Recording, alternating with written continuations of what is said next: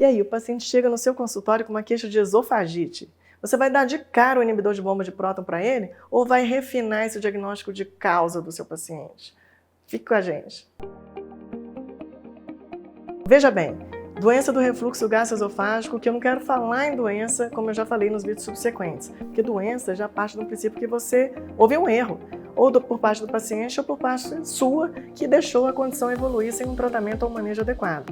Então veja bem, é refluxo gastroesofágico, diferença de pressão.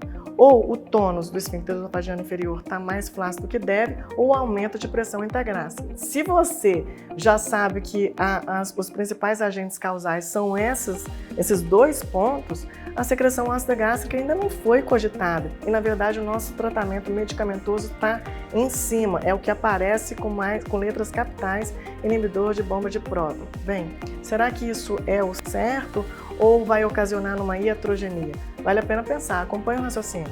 Se a gente tem um paciente com aumento de pressão intragástrica, em quais condições clínicas a gente tem esse tipo de condição? Um paciente obeso, aquela barriga de chope, ou a obesidade mesmo, ou uma grávida, né? Os distúrbios psiquiátricos, se come demais, super distende o estômago, isso aumenta a pressão intragástrica. Um paciente com diabetes que tem uma destruição dos plexos mioentéricos de Auerbach, lembra disso? Pois é, que leva a uma gastroparesia, uma dificuldade de esvaziamento gástrico, também leva, é um fator que corresponde ao aumento de pressão intragástrica.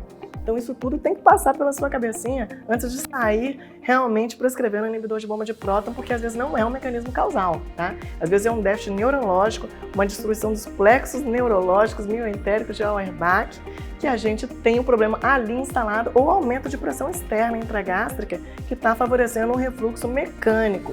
Então qual é a sua orientação? Negativar a secreção ácida gástrica? Não. Você tem que pôr mais peso na sua recomendação em cima de tem que perder peso. O neném não tem jeito, mas é um tempo limitado de 9 meses em que vai haver uma redução daquela pressão contra o estômago ali. Enquanto isso, a grávida tem que dar um jeito de se manejar, impedindo que o refluxo aconteça com mais frequência e intensidade, com ângulo de 45 graus após a alimentação e ao deitar também.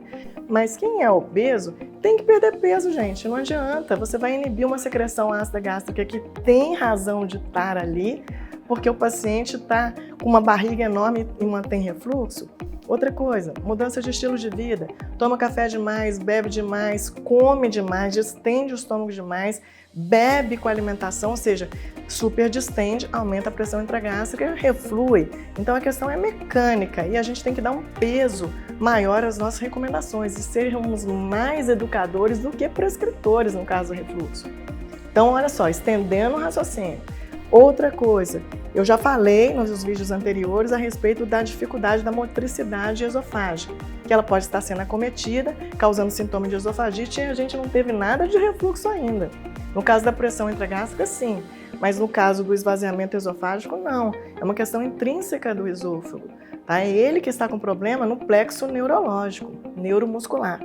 E o esfíncter esofagiano inferior, por si só, ele não pode ser flácido, né, que permite realmente ele parou de ter a função de esfíncter, ele parou de ter a função de válvula porque ele está mais flácido do que deve.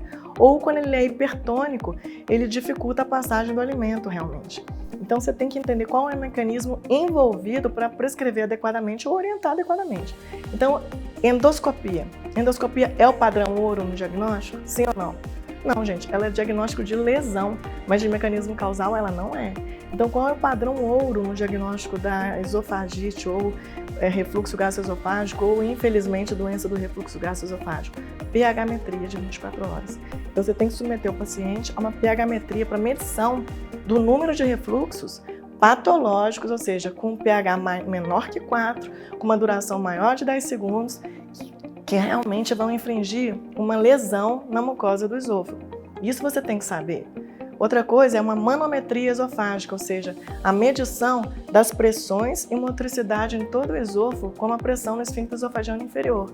Isso é super importante no detalhamento, na medicina de precisão, no que você vai entregar para o paciente a nível de recomendação e tratamento. Não seja um médico convencional, seja um médico especial. Fique com a gente!